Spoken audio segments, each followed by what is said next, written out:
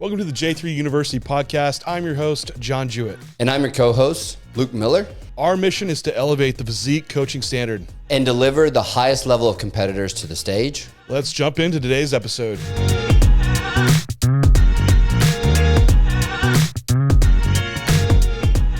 Doing the wrong training split. So we have numerous questions get asked for Luke and myself on, I want to bring up X body part. What training split should I be following? And it's a valid question, absolutely, but it's a bit jumping the horses. There's several questions that need to happen before that occurs, before you get to actually the training split layout. And Luke, why do you think so many people are jumping to the question of what training split should I be following? Yeah, I don't think they start with like the objective analysis portion, which is going to be like our needs analysis build out, which, you know, we just kind of fully rebuilt the training module that's coming in August. And this is probably the biggest portion of it is how do we accurately assess a physique before we even go to the confines of mapping out split designs and mapping out program designs. And I think this is the biggest portion that most people just either don't even do, or they really start to mess up. And we really need to start to look into kind of what leads into your training split rather than just asking that initial question.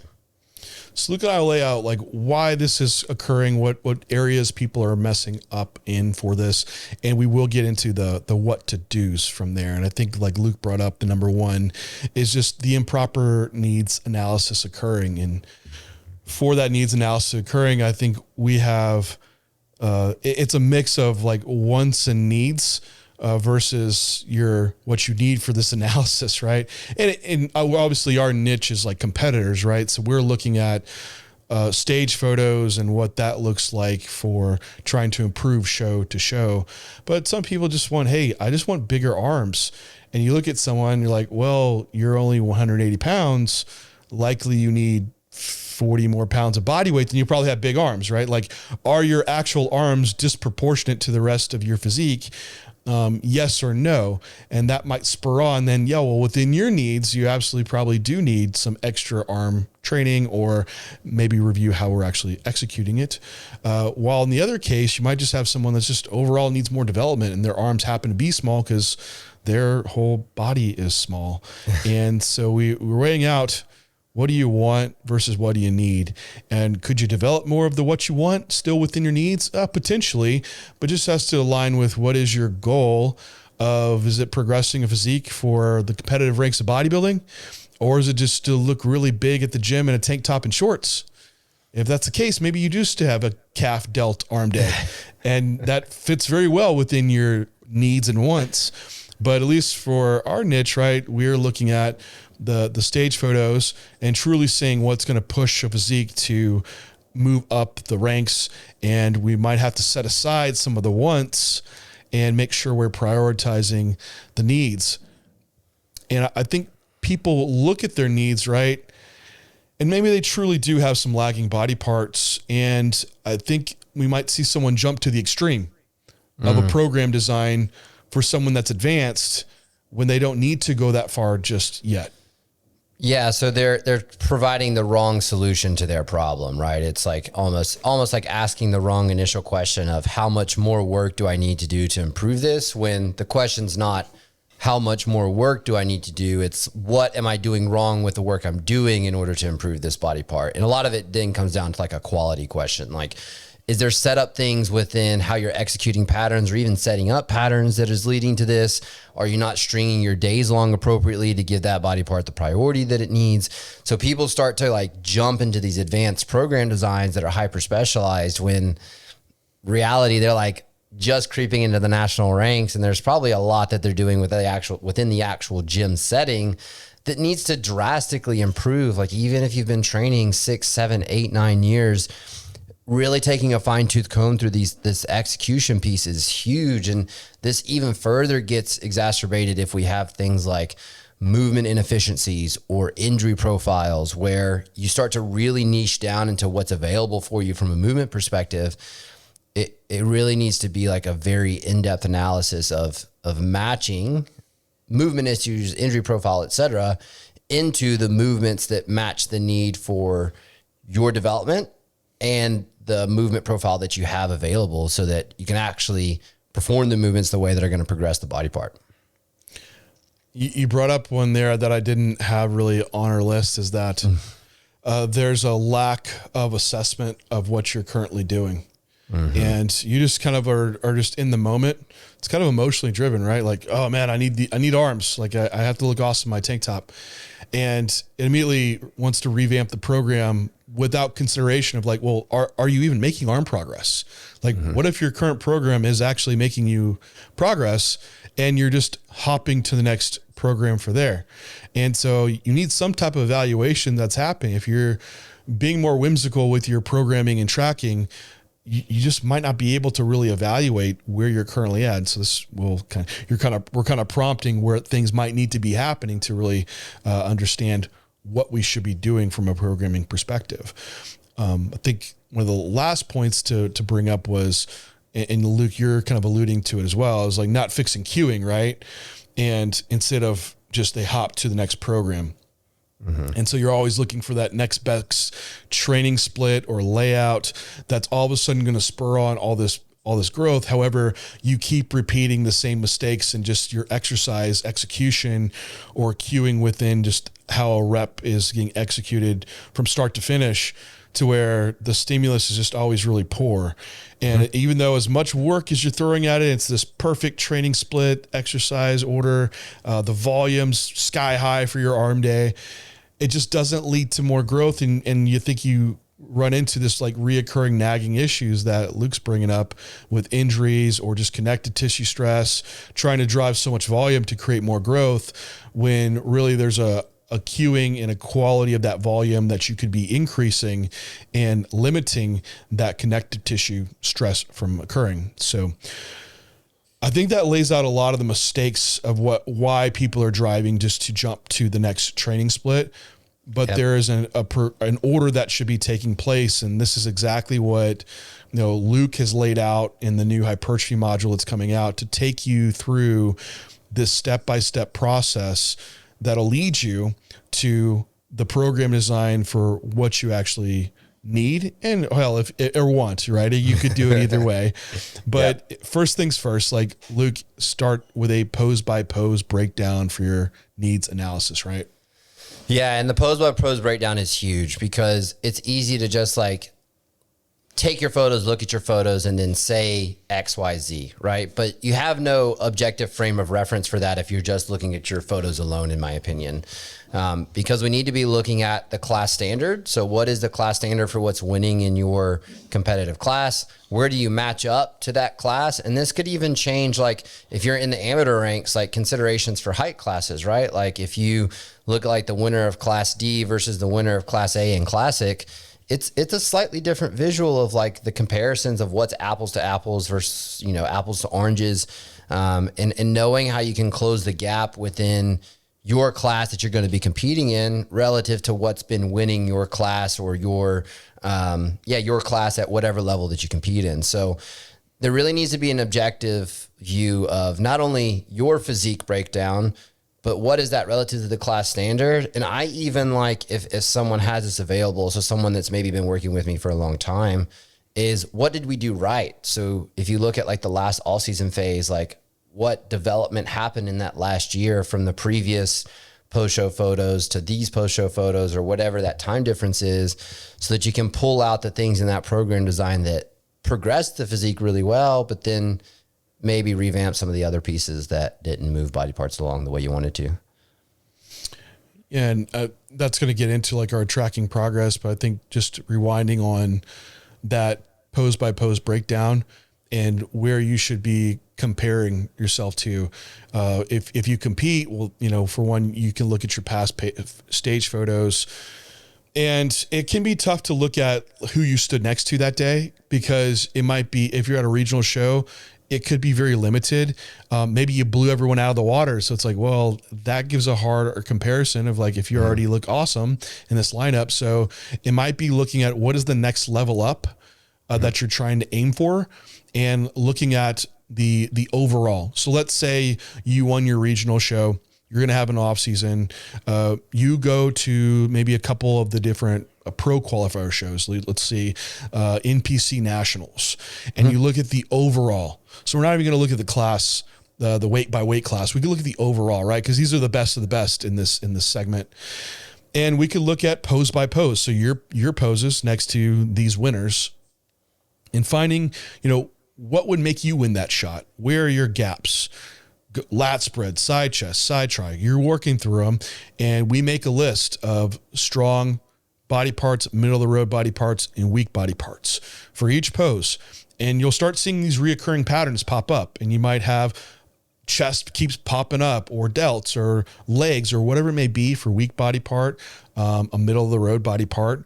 And through this, you can start outlining which your area of emphasis should likely be.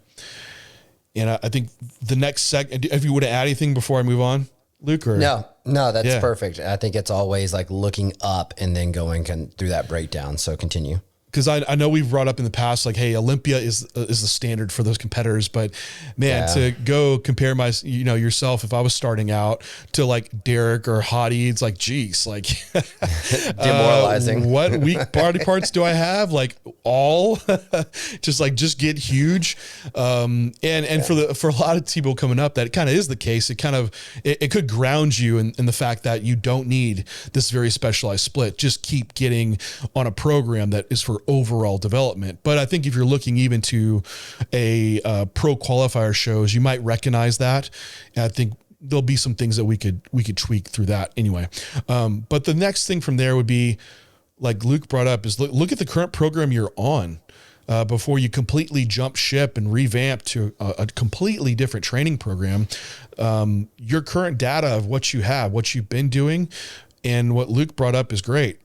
How did that change you from off-season start to finish, or maybe it was a prep start or prep end to a prep end, right? So it's like, okay, well, this program that I followed was laid out like this. It had this volume allocated to these body parts, and it actually did work. It brought up my weak areas. So you might have a consideration point of like, oh, wow, maybe I don't need to revamp my training program.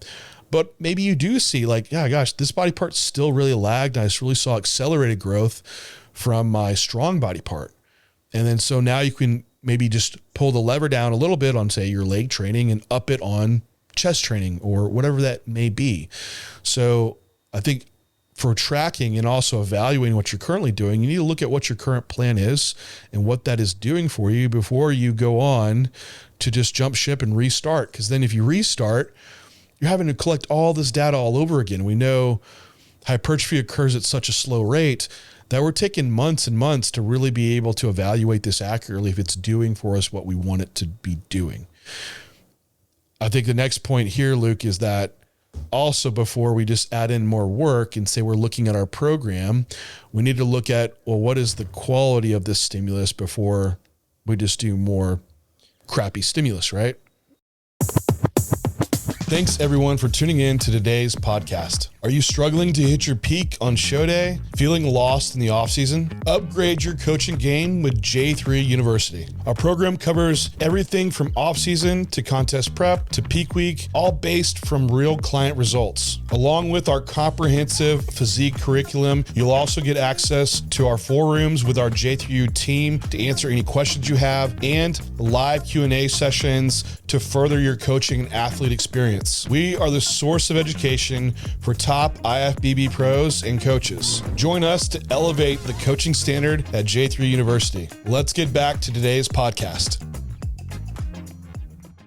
Yeah, I think there's multiple ways to look at this too. One that's been kind of stuck in my head just as a problem I've seen, some of the coaches on J3U Coaching dealing with, and some of the onboarding clients is even just picking the right exercise for the goal, and that being matched to how someone moves, right? People come in with emotional attachments to certain lifts, and that can be something that leads to poor execution for the goal at hand. And so like the classic example is like being emotionally attached to back squatting, when even if you do all these things to bias quad, it's still not a great quad position in the bottom of the squat pattern in order to bias quad development throughout that squat. And it's like, okay, well, we can look at other patterns and other variations that are going to allow us to do that much more easily and fit your movement capacity relative to the needs of your physique. And so just picking the right exercise selection, and then off of that, knowing how to execute it for the end goal, like that takes in-depth footage analysis and sending that to your coach and overviewing it and making sure that we are doing everything from the initial setup all the way through executing the rep from concentric to eccentric appropriately, because it can be a problem with any one of those portions of that actual movement, and then finding what's leading to either lack of development if that's a problem body part, or good development if you're trying to figure out what you're doing well. Yeah, I think it easily could be you improve that stimulus through like exercise selection to where that muscle group is further biased. And that way on a per set basis, it's more stimulating too.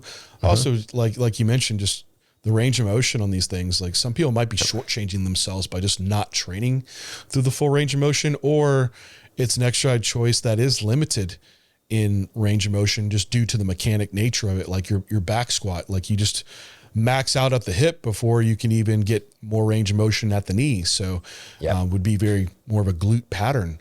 And then from there, I feel like still a lot of people lack the control of every inch of that range of motion, which we're not powerlifting. It's not point A to point B. It's still being very intentional with every part of the movement from start to finish. So a controlled eccentric, 4-second count on the way down with a transition to the concentric that is still under control. I don't even like to say explosive because I see people start carrying that out of context. So you're basically able to feel like you're pressing or pulling with the intended muscle the entire time within a degree. But I think doing those things, you can pull a lot out stimulus wise before you ever need to touch the volume lever. Every time, I think the biggest thing when I'm going in the gym now is being more advanced is little cues and positioning and execution to get more out of the muscle. And I haven't vastly increased my strength over the past year, moving into the open. I'm not all of a sudden like 100 pounds up on all my lifts. I really am not. I think just continuing to do that and improve stimulus is what's driven growth. Being able to utilize similar loads, they've gone up, but they're similar. And I think that's another longevity piece, is that we emotionally want to drive up the numbers and get really strong. That's great and all. It's a good idea, but in practicality, being really strong kind of sucks, because it's also like having a really high horsepower car in a Honda Civic, your shit just starts breaking. So it's like, if you can do more with less load and get a similar stimulus, like that's kind of ideal for bodybuilding, be less, injuries, less connective tissue stress, just a better longevity aspect to it. So absolutely improving stimulus would be a number one. That I think from there, once you've kind of looked through these areas, is to just give it time. And I feel like so many people rush this component, and it's not 6 weeks on the training program and then hopping ship. Like truly, you're probably looking at the next 4 to 6 months on this program to be able to give it a fairly accurate evaluation, which for someone like that could be a shorter off-season period, you would say. And there's tweaks that are happening along the way, of course, but I think as a whole, you really need that piece of time to be able to compare like start and end photos, like exercise progression rates as well, to see what's moving and what's not, and kind of looking as a whole off recoverability off each day muscle group, to seeing how you might be shifting things around. But at that point, all it is shifting things around. I think once eventually you kind of find the split and layout that caters well to you, it doesn't change vastly from there over a majority of someone's training career. But again, you're going to need to give this time, and that means months of doing this thing and going back to tracking it, right? Yep. I think the progression tracking is a huge one, because especially when you figure out, I have more of a problem when I figure it out and it's working well and people want change than the opposite direction, right? So like you've got a program design or a split design that's got volume metrics, and obviously they wave according to the phase, but the overarching split design is progressing a physique exactly the way you want. And then You progress it for 6, 7, 8 months, and it might be time to rotate out new movements, but we don't need a whole full split design rechange, right? And if you track the progress, not only from like a lifts perspective, but from a visual change perspective, you can have that evidence to show proof that, hey, like program design change for you in this moment is just shifts in some of the exercise selections within the same split design rather than a full program overhaul. And then on the flip side, like if it's not working, that's potentially where you start to look at more split design or program overhaul. But a lot of times it's just fine tuning and fine-tuning little pieces of it in order to kind of move the physique in the direction you need it to go.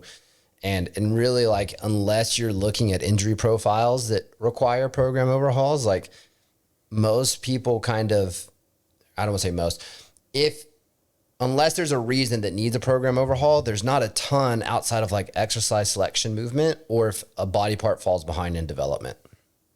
I think the majority of time when someone comes to me for training, it's not changing their whole split design in program. It's more so, let me see how you're doing these movements. And that's usually the root issue of the problem, or it's an exercise choice that we can make a little bit more improved, like we're talking about. And the actual program layout, it's not vastly different. And so I think this goes back to our question of like, what split should I be on? And a lot of times that's not what we're changing for a lot of the people that are coming in. And if you see all these other questions that lead up to the training split, there's a lot that should come first. What do you actually need? Like, what are you currently doing? How is that working?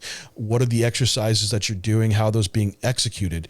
Could we improve those exercises, or are there better options to be doing? And then finally, we might arrive at like, okay, we should shift volume around.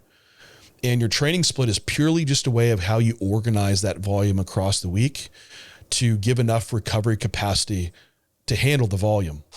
And so to know those things of how that training split should be, you have to work backwards to know all the other stuff that we just covered. Like, what's the current volume at, how you're recovering, what is the quality of that volume at, how it's being executed, and if it matches your needs. And through those questions, then we can say, oh yeah, this training split makes sense, or it doesn't. We should shift it around a little bit to optimize.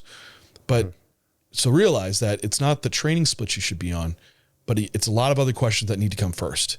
And you say like, oh man, that's a lot to think about, John, Luke, I don't know. Like, well, no worries. This is why we laid out a very precise hypertrophy module in J3U to take you step by step to learn this, to where it'll just be ingrained. You just do it. And I don't want to overcomplicate it, because we do lay it out in a very simple way, and make sure you have your checklist of, as you're going through with your client or yourself, that you're looking point by point through their needs analysis, what they're currently doing, how they're being executed. And then you make little shifts and you learn how we're going to monitor and track that progress. And then we keep progressing from there. So if you want to learn this more in depth, which I think training is your biggest key, of course, to progressing your physique. That's why this module is so important that Luke laid out, and it's killer. So it's something that you will need. It's the last hypertrophy course that you're going to need as a bodybuilder. It's so good, man. It's so funny. Like we done it for so long that certain things get ingrained of like, you automatically do it, and then you're building it out, and you're like, the granular detail that happens in order to be able to do that later in life. It's like, it's so good. I love how it flows in the step by step. So I'm excited to get it out in August for everyone. Yeah. So if you're watching this before August 6th, 2024, then that's when the module's coming out. If you're happen to tune in, you're listening to this later in life, well, it's been updated and it's there. Come join us. But if you have any questions or comments, leave them down below, everybody. And thank you very much for tuning in. Talk to you next time.